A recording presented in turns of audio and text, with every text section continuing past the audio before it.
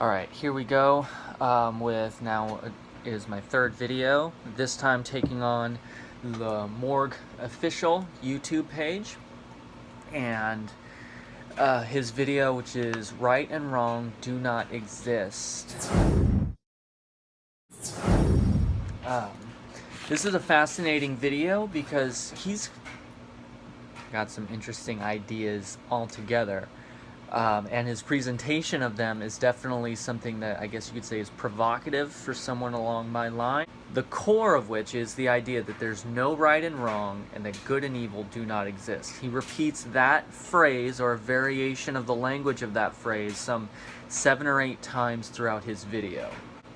Is that a legitimate claim? You can go and you can watch the video for yourself. Make sure that I'm not coming to misdirected conclusions. I'll include a link to it in the description. But that claim, it says no such thing as right and wrong and that good and evil do not exist. Now you could say that your version of right and wrong is wrong or is in error. You could say mine is wrong or in error in some ways, which I think it's very easy to say that yours or mine, they get off the rails very quickly. This is the kind of what he confronts in the very beginning. He says the traditional morality has been set up to limit your potential and to control you. He's selling this idea that he wants us to break free and realize our true power, which every religious ideology, political ideology, is all about freedom and empowerment. Whether that's feminism is about freeing women of the patriarchy or oppression by men and giving them empowerment to pursue their own dreams and visions, freedom from government tyranny, freedom from whatever, right? That's just kind of a thing that exists. Well, here we have, he's saying traditional morality. If you go through and you watch his own video, you'll see that when he says traditional, read Protestant, Christianized morality.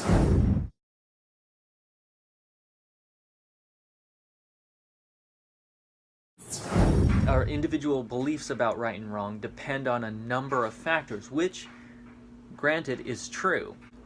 Individual beliefs about right and wrong.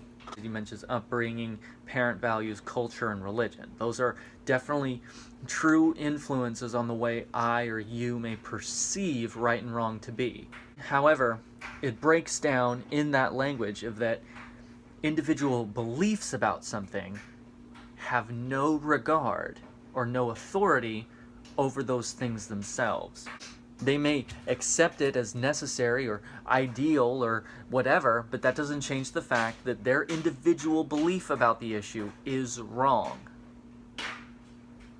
The right and wrong stay the same.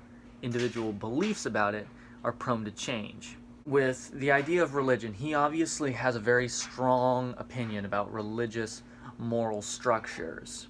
Or Christians have the idea that they base their morality on the Bible.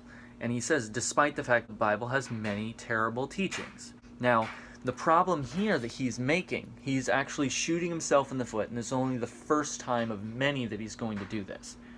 Because to say that the Bible has many terrible teachings is a moral accusation against it. He's using his moral worldview to make an accusation against the moral worldview of someone else. However, if there's no such thing as right and wrong, and good and evil do not exist, he has no leg to stand on by which to make that claim. When you come at the idea of morality subjectively, meaning you could be right and I could be right at the same time, what you do is you create a paradox, at best. At best. At worst, what you're doing is you're just creating a contradiction, which is what he's done here. And he uses 2 examples.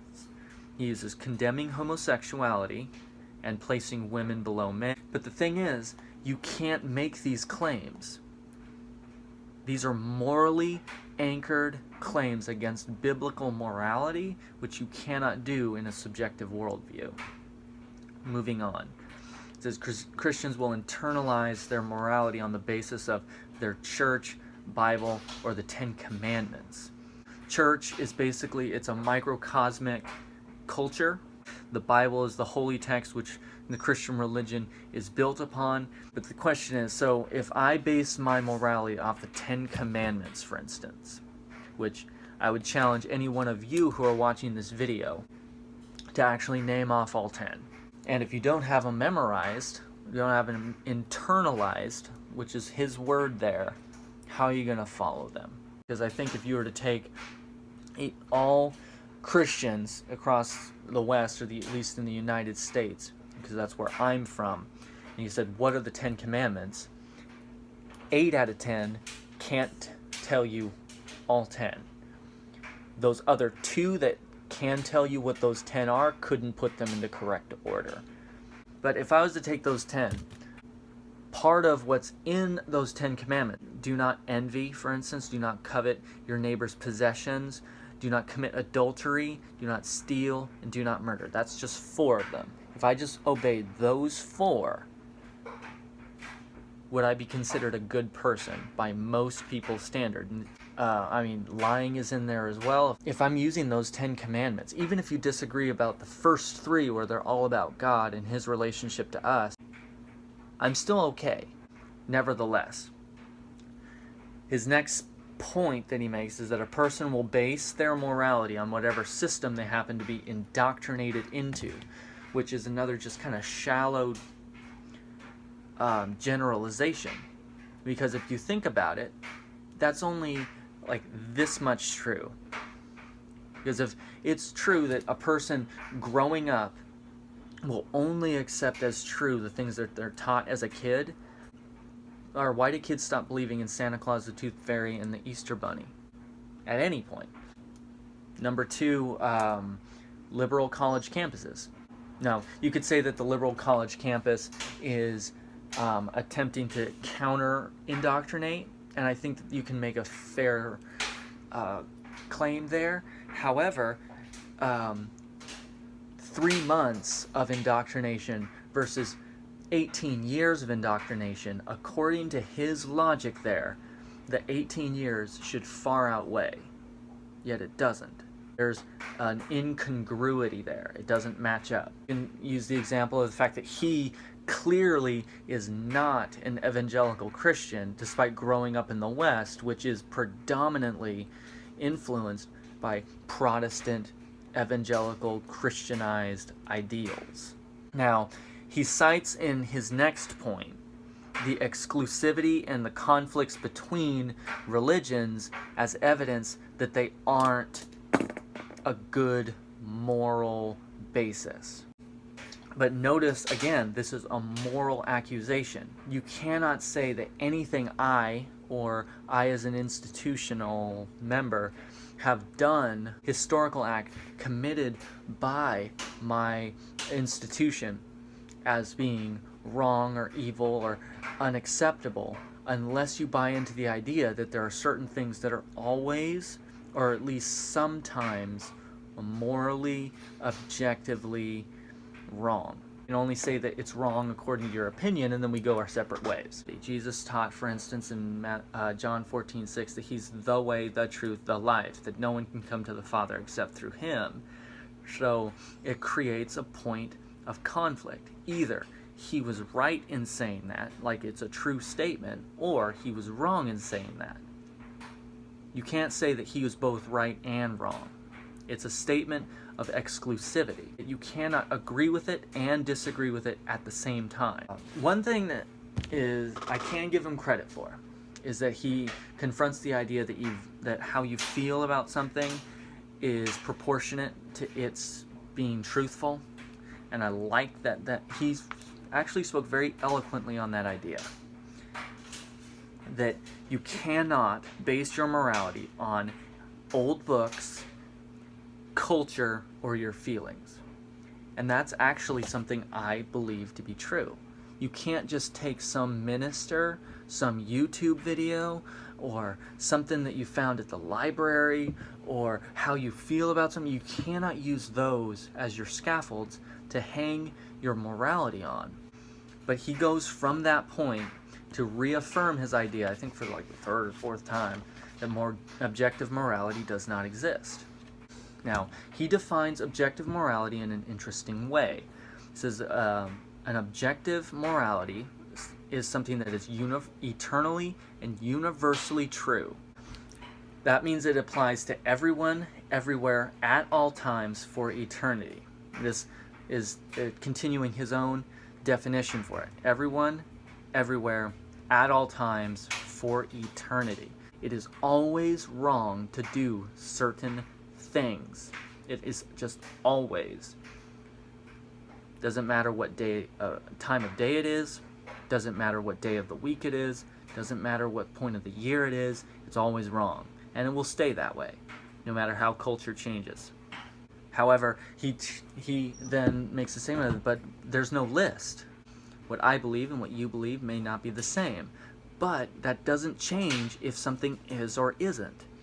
It just changes your opinion about it and my opinion about it.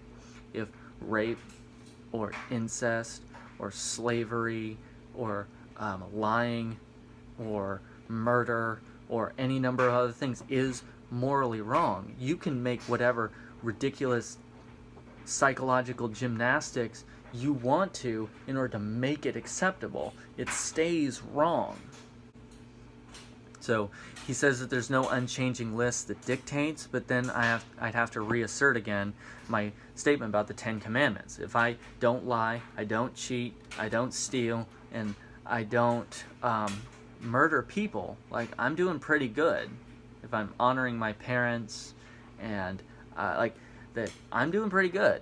I'm doing pretty good by anybody's standards. So you can take that list alone and do pretty darn good with it. So yes, there is. This is where he gets into the meat of what he's saying.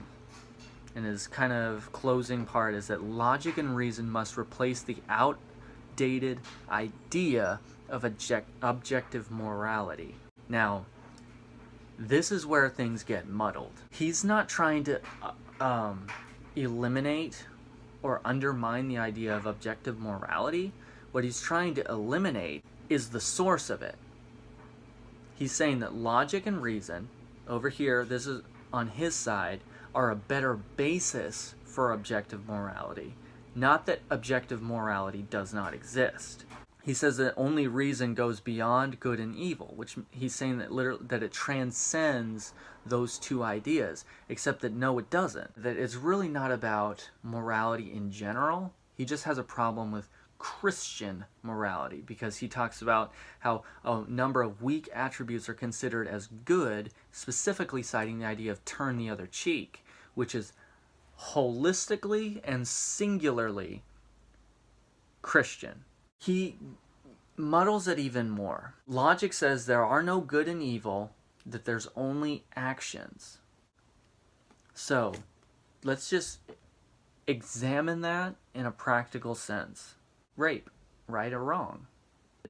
If you say anything other than it's wrong, you're saying that it's right. Well, what about conditional? Like, what are you talking about? There's no condition in which rape is acceptable. Are you kidding me? Some actions promote the growth of the planet and some don't. He's asserting promote growth or discourage growth, I guess, in the place of good and evil, and he's pretending like that's not the same. I mean, obviously that's a moral claim, but he doubles down on these moral accusations, saying that objective morality must die.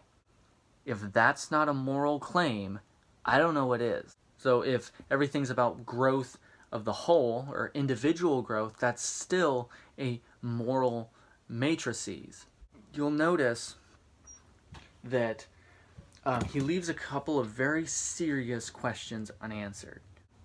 If objective morality does not exist, or is evil, as he's saying, like, you don't wish death on something that you don't consider to be evil, where do rights come from? Because if we're going to go with, let's say, government grants rights, or government is what gives us rights, what happens when there's a new regime in place? Do they have the ability to take those rights away? What about murder is it okay to take the life of any person if I feel so inclined to do so? And if yes or no, is it or is it not? What about sexuality, as far as, is it acceptable to force my opinion of sexuality onto anybody under any circumstance? And then you have to justify why or why not. And anytime you begin to assert that why or why not, the because or because not, you're beginning to move into a realm of morality, whether you want to or not, whether you like it or not, because you have one. He's taking on the Bible. Let's look at what it actually is. This is that we're all made in the image of God. That's what it says. And part of that image is the fact that we understand morality. There's something about humanity that goes beyond logic and reason. Goes beyond it. Now, it's important to cut past emotions so that we can see logic and reason. But logic and reason are not in themselves a thing. They actually rest on top of whatever your morality is. That's going to color how you look at the world. Those are your logics and reasons. Now, you can disagree with someone else's, even their interpretation of your own, but that doesn't change the fact that that's the logic and the reason you are using. So, anyways, this has gotten way out of hand time-wise, but I don't know, I think it needed it. So, if you like that, feel free to subscribe, or definitely want to encourage you to go over to his video and actually watch it for yourself, make your own decisions.